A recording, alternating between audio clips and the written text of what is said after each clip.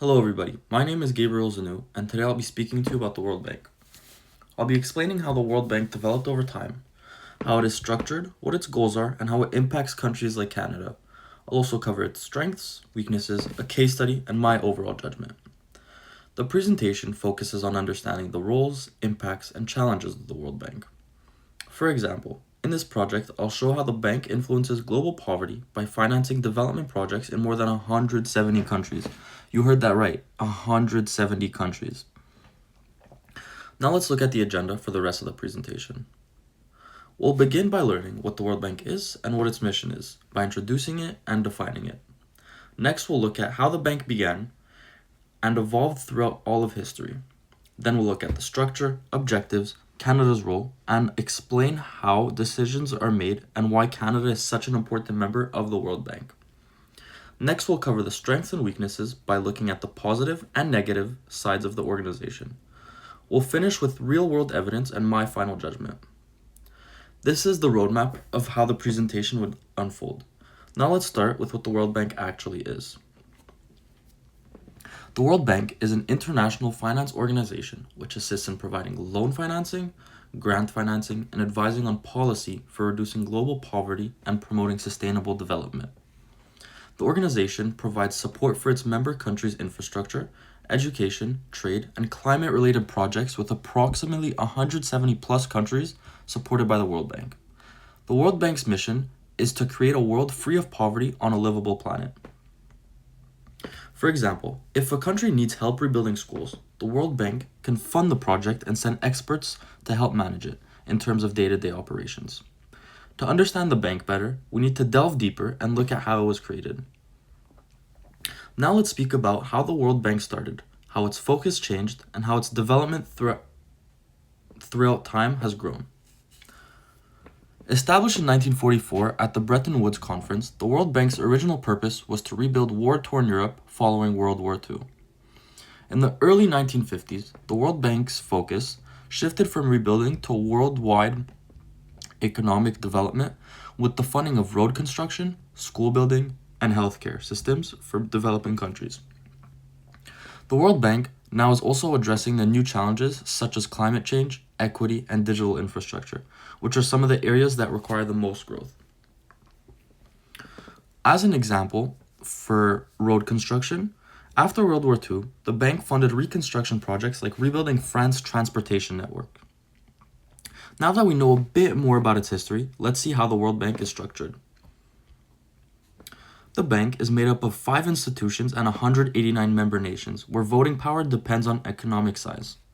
IBRD, IDA, IFC, MIGA, and ICSID are the 5 institutions of the World Bank. Each plays a different role, whether it's loans, private sector support, insurance, and or dispute settlement.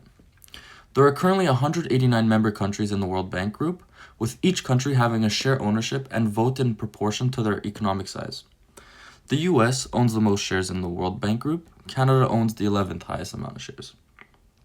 Because the US owns the most amount of shares, it has strong influence over which major projects get approved, ultimately giving it significant leverage in guiding the bank's overall direction. Next, let's explore what the World Bank is aiming to accomplish. As an objective, the bank focuses on ending extreme poverty, financing development, and sharing global research and policy advice. The World Bank is committed to achieving the goal of ending extreme poverty and promoting shared prosperity. The bank finances development projects in areas such as education, trade, energy, and agriculture, and provides access to data and to expert policy advice for governments. For example, it found in the report Global Value Chains Development Report 2019 that today more than 2/3 of all international trade is conducted through global value chain development, which ultimately creates a pathway for developing economies to connect with new markets. Now let's say a country wants to improve its transportation system. The World Bank may fund highways and train local engineers to promote that growth. Now let's look at Canada's role in the World Bank Group and why it is such an influential member of the World Bank. The World Bank Group's other main institution, which is the International Finance Corporation, has 189 shareholder members. Canada is one of them, and it is the 11th largest shareholder of the IFC. Canada is also a permanent member of the Board of Executive Directors of the World Bank Group and is a significant contributor to the International Development Association that ultimately aids the world's poorest countries. From 2021 to 2023, Canada contributed approximately $440 million annually to IDA projects. For example, Canadian contributions help fund education programs in countries like Ethiopia, Bangladesh. Now let's talk about the strengths and weaknesses of the World Bank. As for the strengths, the World Bank raises more than $90 billion a year for global development. This allows it to fund thousands of projects. It supplies necessary information, research, and policy advice that orient the governments of the world. These programs have helped lift more than 1 billion people from extreme poverty since 1990. It also facilitates the way to sustainable efforts such as renewable energy and climate resilience initiatives. For example, the bank has financed solar energy farms in India to reduce pollution and expand clean electricity. All in all, the bank has helped raise billions for development, provided expert guidance, and supported major poverty reduction efforts. But even with these strengths, the World Bank still faces criticism. As for weaknesses, critics argue that voting power is uneven, with richer countries controlling more influence. Loan conditions can force countries to privatize or cut spending, which can make them lose control over their own decisions. Some projects have caused environmental or social damage, resulting in local people being displaced. The bank faces issues of transparency, debt sustainability, and the sustainability of the projects in which it invests. For instance, large dam projects funded in the past displaced thousands of residents in developing countries. Overall, critics believe the bank's power structure is unfair, loan conditions can harm countries, and some projects can have negative social effects. To understand these impacts better, let's look at some statistical evidence. In 2025, the World Bank projected world trade growth of 2.5%, which reflects moderate recovery during economic tensions. The world's total exports are more than 25 trillion US dollars, which shows the scale of the trade activity which the bank reviews.